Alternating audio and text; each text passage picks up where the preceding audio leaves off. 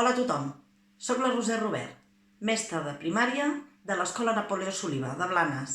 Aquest any estic fent classes a mates a 6è. I per això us porto un repte matemàtic pels de cicle superior. Poseu les neurones en marxa.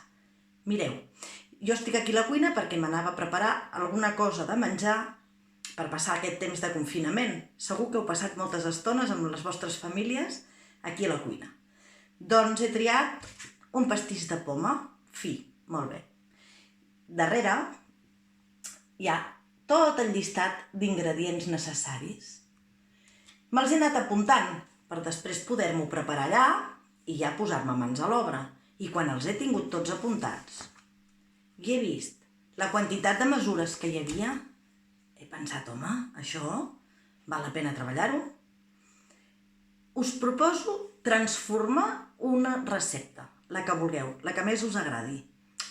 Perquè no em direu que no és el mateix 250 grams de sucre que 2,5 hectograms de sucre.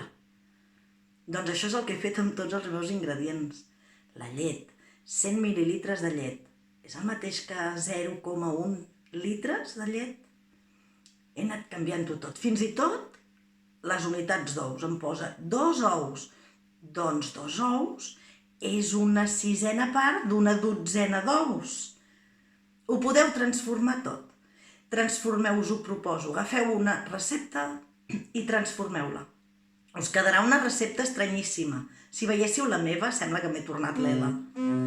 A més, hi ha, per exemple, temps, els minuts, els podeu passar a segons o a hores.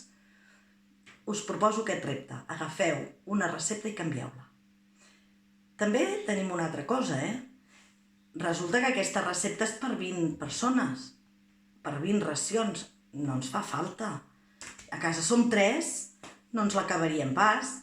Com ho podria fer per fer un pastís per 10 i per 5? O al revés, i si l'avui fem una festa i resulta que som 30 comensals?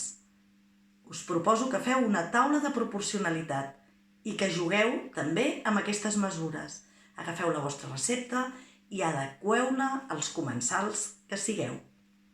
Apa, que tingueu bona feina i després no us oblideu de fer la recepta. Bona tarda a tothom, bon confinament i jo em quedo a casa.